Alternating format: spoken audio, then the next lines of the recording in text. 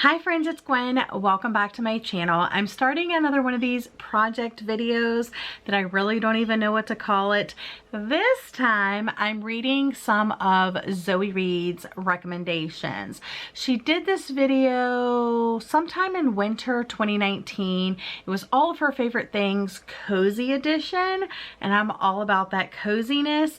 So she did it in the middle of like winter time when like she was trying to get over that like winter slump, you know, just like who loves winter? Not me.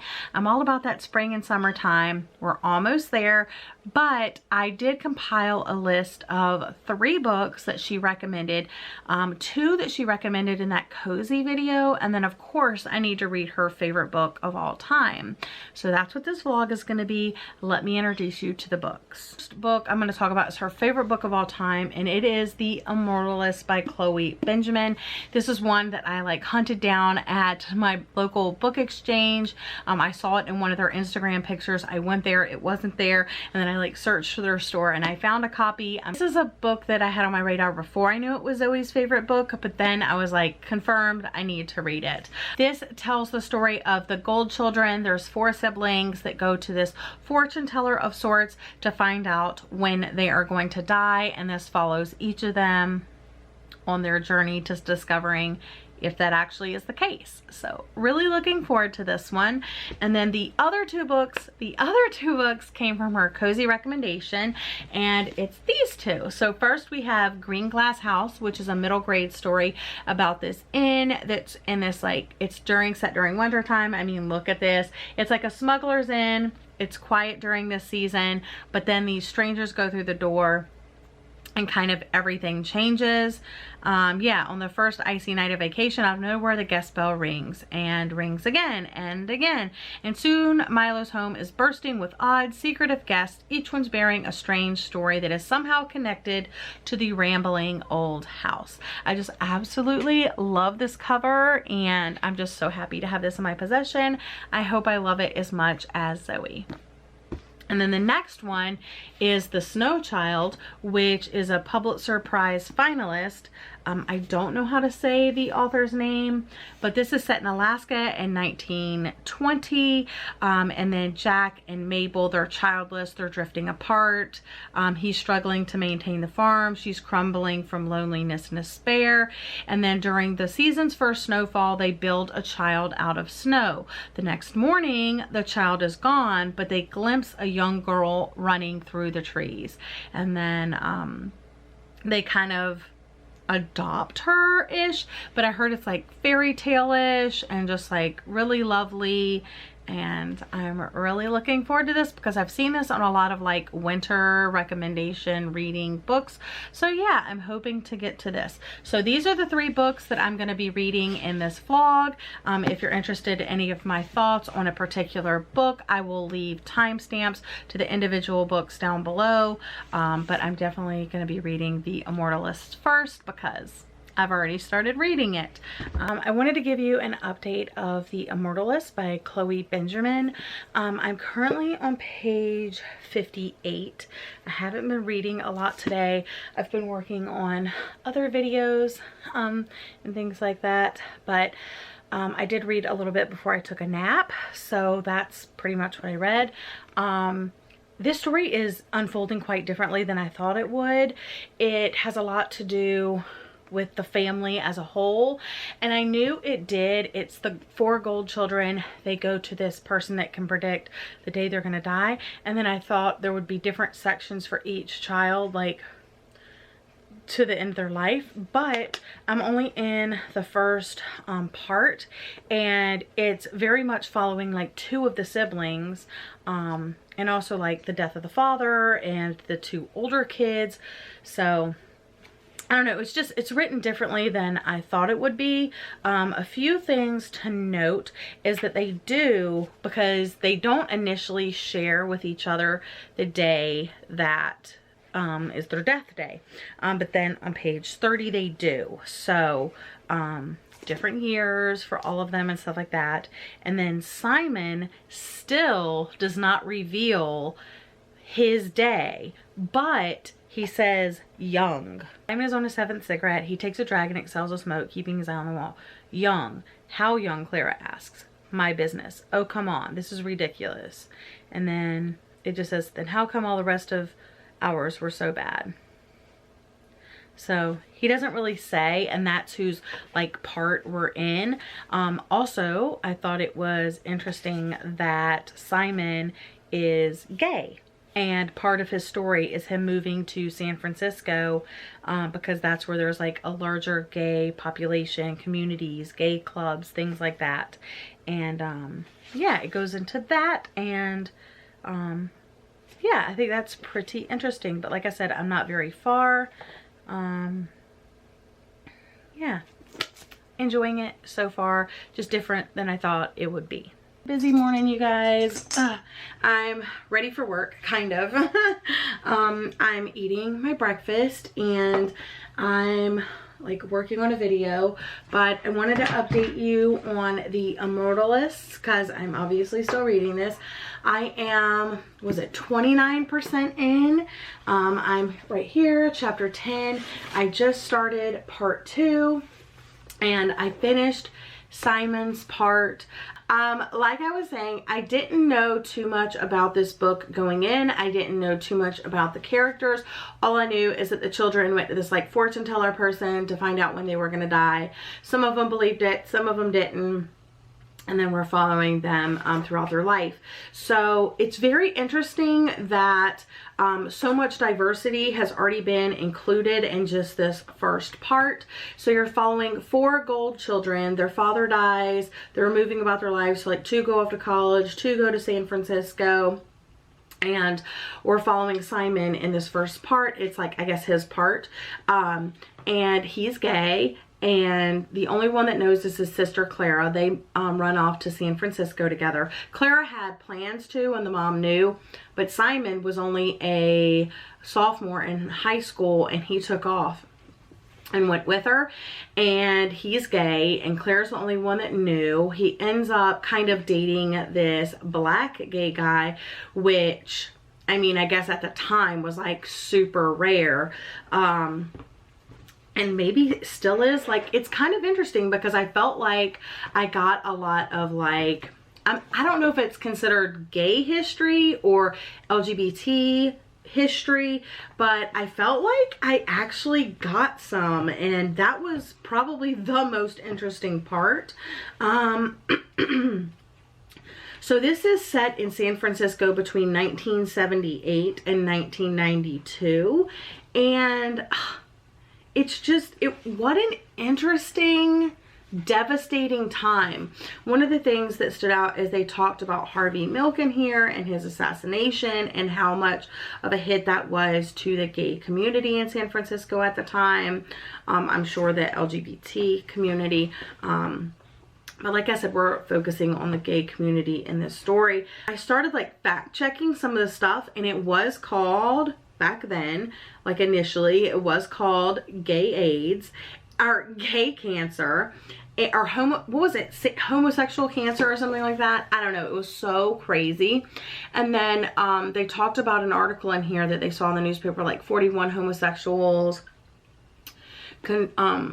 like cancer, and there was a New York Times article or something like that, exactly what they were talking about. So it's kind of interesting. Like, I think a lot of the stuff in here, even if it's not exactly accurate, like historically accurate, it very much opened my eyes to the times, and that there is a lot of history out there that I don't know about. So anyway, that was Simon's, and now I am moving on to Clara, who is also, or who was also in San Francisco at the time. I don't know what's going to happen in her part, but I'm looking forward to it. Hello friends, it is Thursday, February 20th, and I haven't updated you guys in a while on the Immortalists. I'm currently on page 177, and I just finished the second gold sibling part. So I just finished part 2, which was Clara's section, and now we're moving into part 3, which is Daniel's section.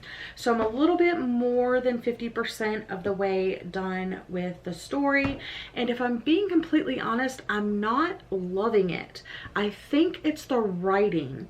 I think the writing is overdone instead of just like this like simple story, because the concept is amazing. The themes explored, the dynamic between the siblings and what's happening in their life.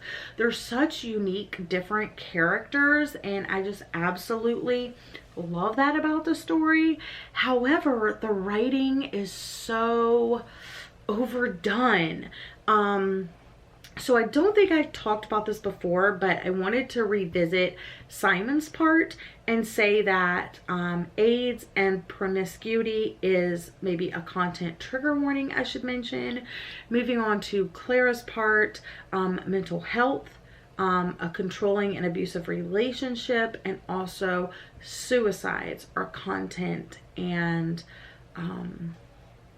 trigger warnings. I will say that I probably like these characters equally.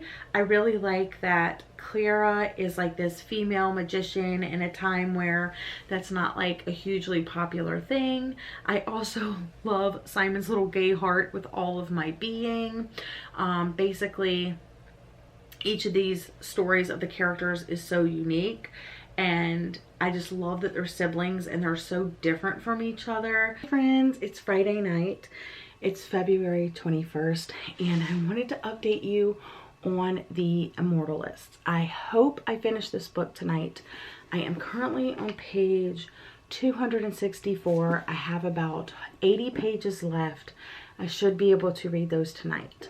I finished Clara's chapters yesterday, and yeah, hers was like, I don't know how to put it. It was long. I felt it was drawn out. I felt it was overwritten, and the magic show that she ended up like opening up for was Siegfried and Roy. So just like Simon's chapters had a bit of authenticity to them, so did Clara's chapter or part. Then I moved on to Daniel's part, and his read very fast and very tragic. Again, abrupt ending.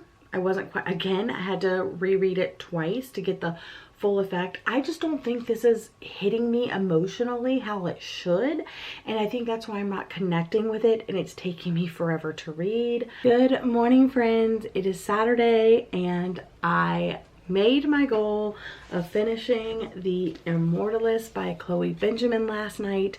This is Zoe Reed's favorite book of all time, and it definitely has some really great elements. The premise of the story, like the main idea behind the story, super cool, love it, would read about it again.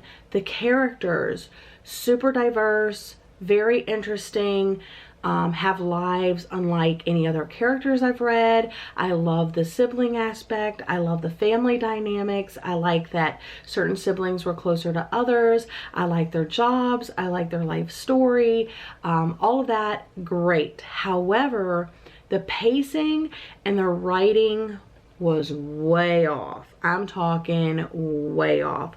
The writing was literally so hard for me to read. I felt like I would read 2 pages and 20 more pages popped up in front of me. I felt like this was like a 500 to 700 page book, and it's like a normal 300 and something page book, 336 page book, which is crazy that it took me this long to read. I know I was busy and all of that, but holy crap, you guys, for a book this short that I thought I was gonna like fly through, that definitely did not happen. There are lots of trigger warnings in this story because each sibling definitely has their fair share of things going on. Overall, I will say that there are 4 parts. There's the Simon, Clara, Daniel, and Vera. chapters. So those are the 4 parts. Sorry, parts, not chapters. Parts. 4 parts. There's way more chapters. There's like 34, probably 34, 35 chapters.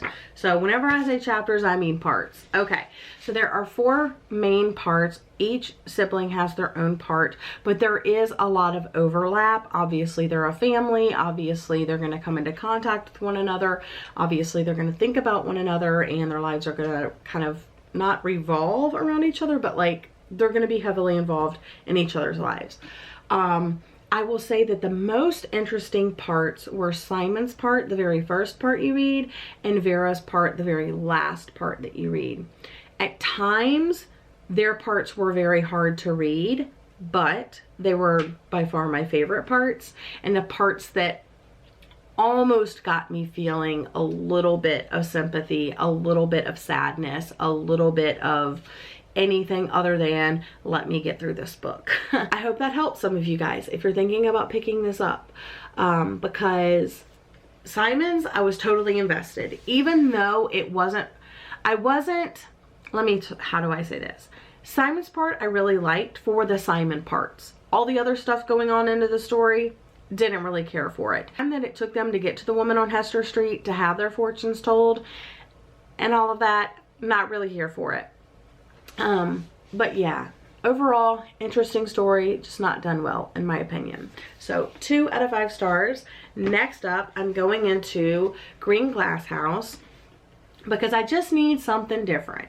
And I know that The Snow Child will probably bring me a little bit of like emotion and stuff like that because of the subject matter, which we'll get into when I eventually get to it. However, this one is about this Greenglass house that's this like a mansion, and they use it as an inn, and it's like vacation time, and there's usually not any visitors during vacation time, but on the very first night of vacation the guest bell rings, and then it continues to ring and ring and ring, and then all these people are in the home, and it's bursting with odd secretive guests, each one bearing a strange story that is somehow connected to the rambling old house. Objects go missing and tempers flare, and there's clues and stuff like that. But I also noticed on the back that there is a second and a third book. So if I'm in love with this, I might eventually, maybe one day, move on. However, in middle grade stories, I usually just read the first book. Sorry, there was a glare from my computer. And then I'm pretty much done. So we'll see. Last update, I was wrong. It's part of a 5-book series. So this is the first book. The second book is The Ghosts of Greenglass House, which is featured on the back. And the third is Blue Crow, which is featured on the back. But then the 4th is called The Thief Knot. And then the 5th one, I don't even know what the 5th one is. Let's see, okay, so Greenglass House, The Ghosts of Greenglass House, Blue Crown, A Greenglass Story, The Thief Knot, and there's this other one. There's no picture available. Oh, it hasn't come out yet. Shit, it's an ongoing series. As you know, I'm currently reading Greenglass House, and I'm really enjoying it. I'm currently already like 100 pages in. I'm on page 126, and it is very interesting. So all of these guests have showed up at the house. No one seems to know how long they're gonna stay there. This mysterious map showed up. Milo took hold of it, then it was stolen from his room, and now him and another character are like role-playing to find out what the map means, who stole it, and all that stuff. Meanwhile, they're like mapping the house and trying to find out things about the guests by making them tell stories, and it's really good. I am currently on page 188. I'm still really enjoying it. I'm about halfway now. I probably could have finished this already, but I've been slightly distracted. I haven't been in a good headspace today. I've been quite lethargic and unmotivated. Good morning, friends. I'm here with a reading update. Last night I managed to read to page 314, and this morning I finished reading the story. It was only like this much more. This back here is an author note and the sneak peek of Ghosts of Greenglass House. I can definitely see myself continuing on in the story to see where it goes from here. This is a super atmospheric middle grade story about a boy named Milo and what happens to him over winter break at his parents' inn. All of these guests start showing up, and then Milo and Meddy start playing this role-playing game to like figure out the mysteries and the clues and stuff like that. And I kind of saw like some stuff coming. There were certain things that I was like, huh? And like, I don't know, it was really good. I really enjoyed it. I loved the characters. I loved Milo and Meddy and how they were just searching around for clues and sneaking around. Like, I could totally see myself absolutely loving this as a young child. Like, I would just want to be Milo and Meddy. And I really loved his parents, and they were like, I know that Christmas break didn't turn out how you wanted, but if you ever want to like do something, you know, like let us know. And I don't know, it was just really great. And the guests were really interesting, and the house was really interesting, and the mystery was really interesting. I really enjoyed this, and I can definitely see myself like moving on in the series. And also, oh, and I just realized that the fourth book, so you have the Ghosts of Greenglass House, then you have Blue Crown, and then the fourth book just came out in January of 2020.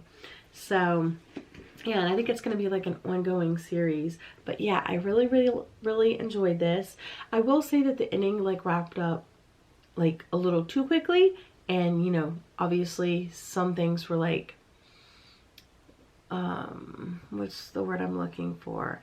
Were a little too easy, you know, like obviously some of the things that happened, like you're like, yeah, that would have never happened. But yeah, it was just really magical and whimsical and like a good fun story, and it read really quickly. And I guess the text isn't like too big, it's like normal text. So yeah, I'm really happy I read this. I definitely enjoyed this more than I enjoyed the Immortalists. Now I don't know what I'm gonna rate this. I'm thinking like 4 or 5 stars for sure, but I mean, there was nothing wrong with it, so I'm probably just gonna go with 5 stars because, but my personal, like, yeah, I loved it. I'm giving it 5 stars. And then next up, I'm going to read the third and final book in this project. And please forgive my messy house.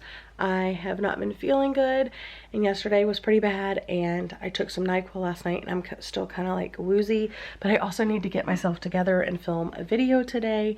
So I don't know how that's gonna work out, but hopefully it does. The last book in this project is The Snow Child, and this is about a man and his wife that lives in 1920 Alaska, and they're unable to conceive, and kind of everything about it is falling apart. Like, he's struggling to maintain the farm, she's very lonely and desperate, and then during the season's first snowfall, they build a child out of snow. The next morning the child is gone, but they glimpse a young girl running through the trees. Hi friends, I'm coming to you with a reading update. It's not that exciting if we're being honest. I'm reading The Snow Child, and I'm currently on page 26. It's pretty much the end of Sunday. It's 5:55 p.m. My husband just ran out to grab us Chipotle. I'm watching some YouTube videos.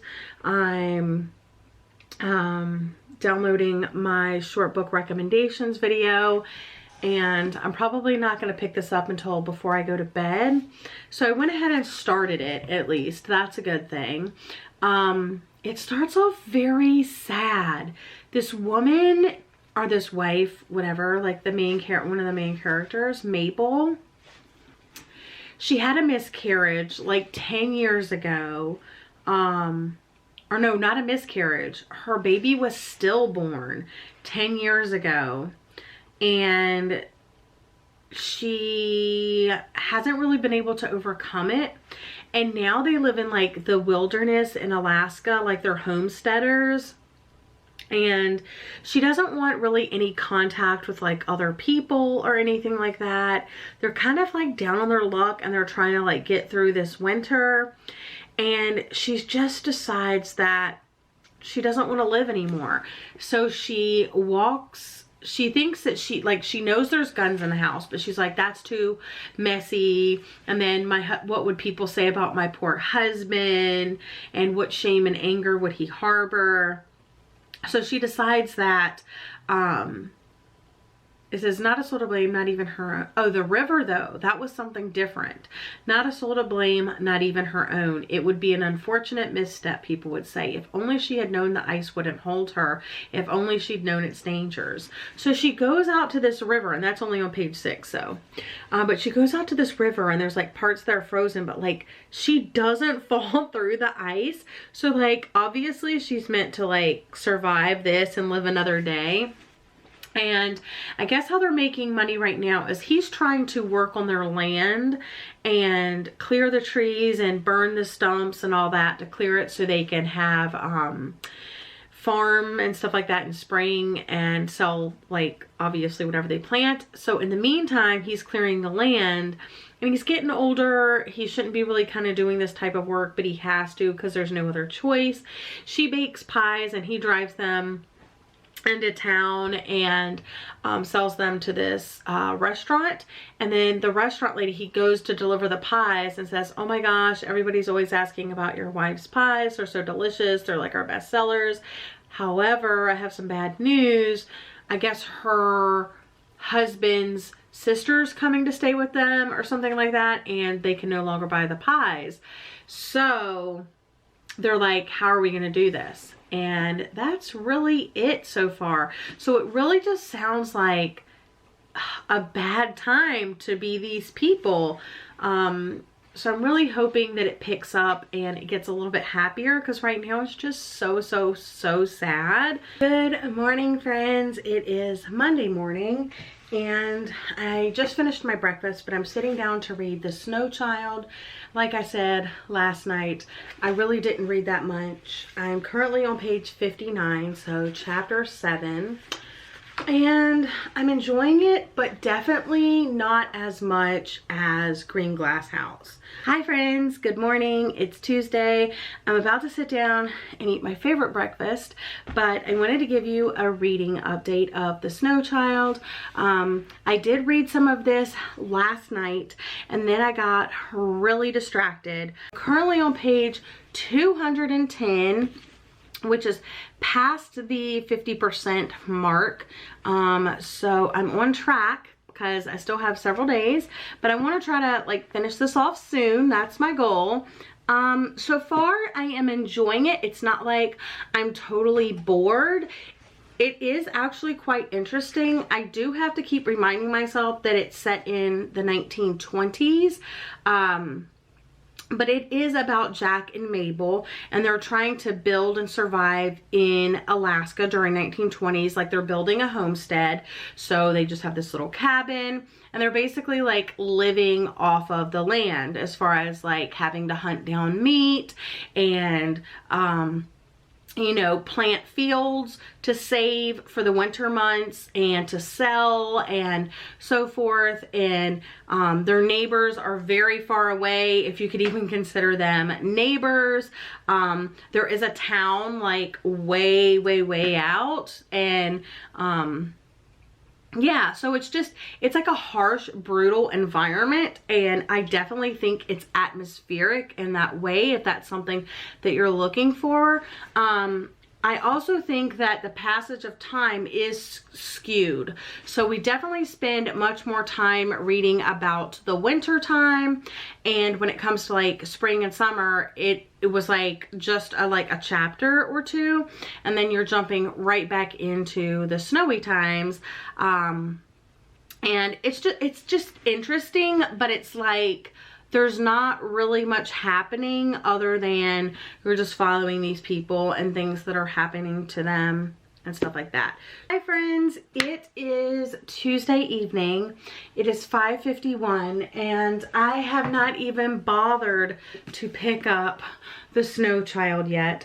I have had hours upon hours to pick it up and read it, and I just haven't felt like it. I have another good solid hour, maybe an hour 20 minutes to read uninterrupted. Now is the time that I need to be reading, but I'm not, which just goes to show you that I'm not really enjoying this.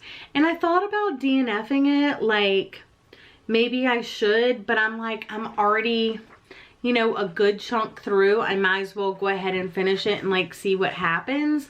But at the same time, if this book got lost and I didn't read it, I wouldn't be devastated. So that shows you how much I just don't care. Good morning, friends. It is Wednesday, February 26th, and I have some great news for you.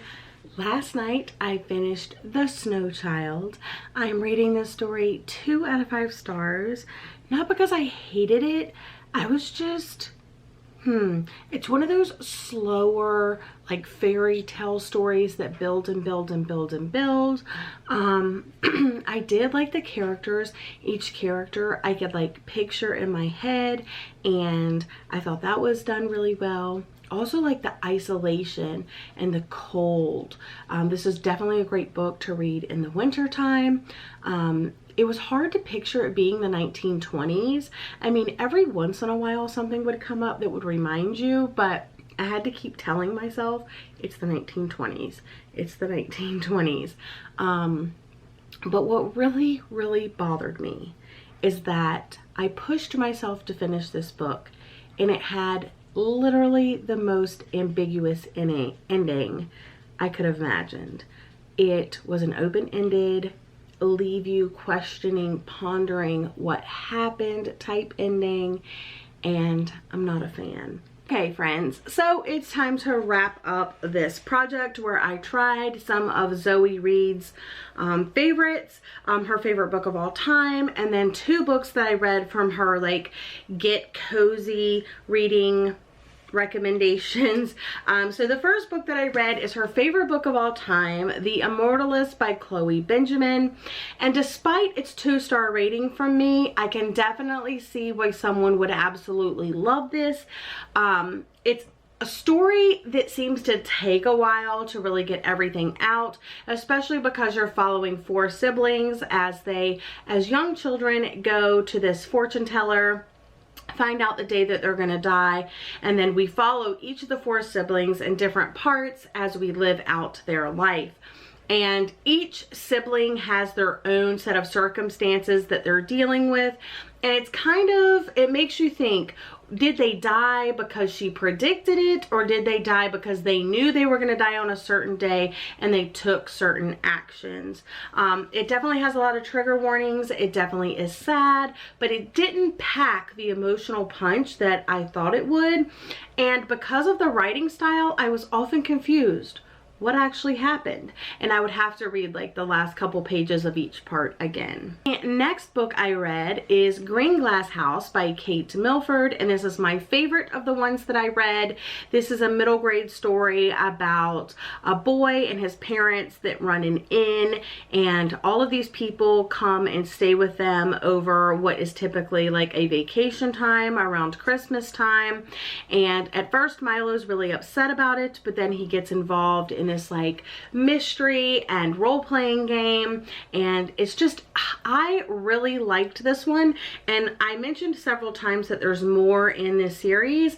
And I am on a book buying ban right now, so I'm not going to be picking up any books anytime soon, but I would definitely consider picking up the other books in this series and reading it. And considering it's still being written, like the most recent one came out in January, I'm definitely interested.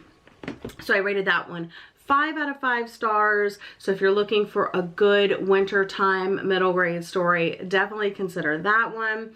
And then the last book that I finished is The Snow Child.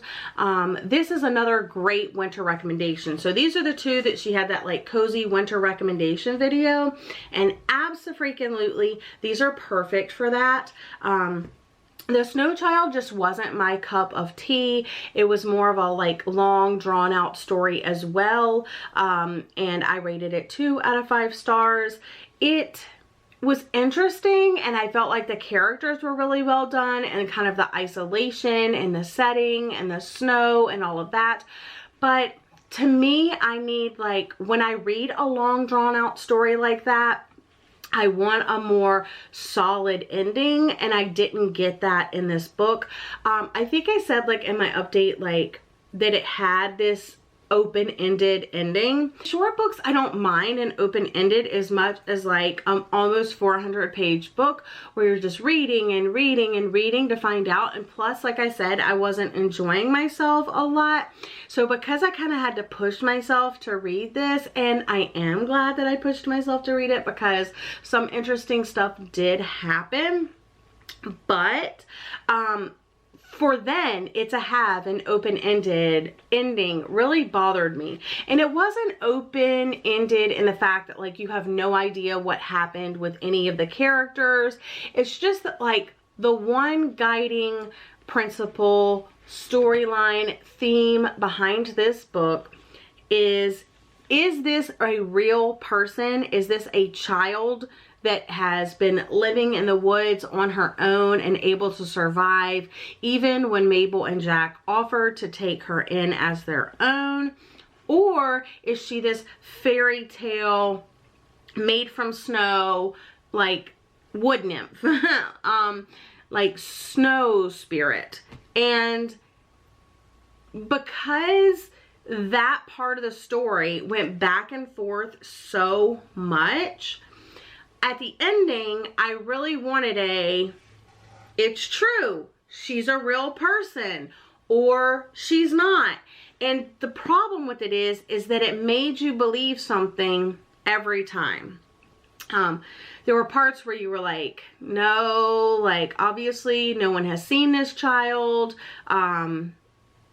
only these two people, and they can never keep her, and she disappears during the spring and summer.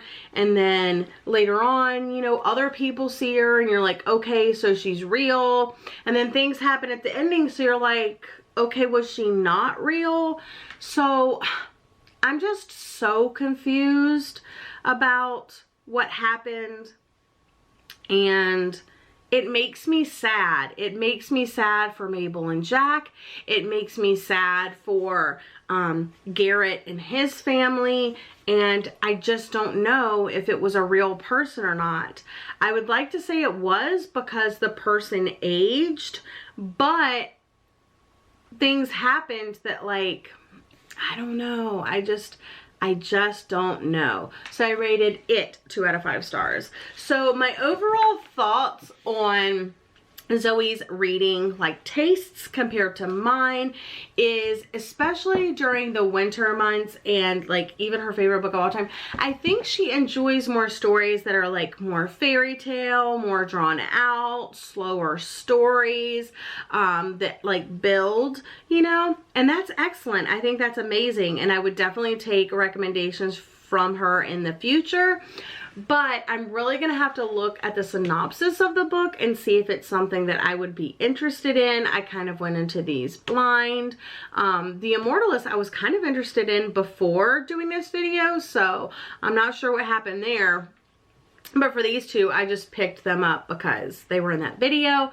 But I really have enjoyed this project. I like a little bit faster paced, a little bit more, like if it's a longer book, I really want like a more solid ending. I don't need everything spelled out for me, but if it's something about the main plot or the main mystery. It wasn't really a mystery, but the main, you know, theme of the story. I really wanted an answer to it and I didn't get it. And that just really upsets me. It even had an epilogue and I still didn't appreciate it. So I don't know. So two stars, 5 stars, 2 stars.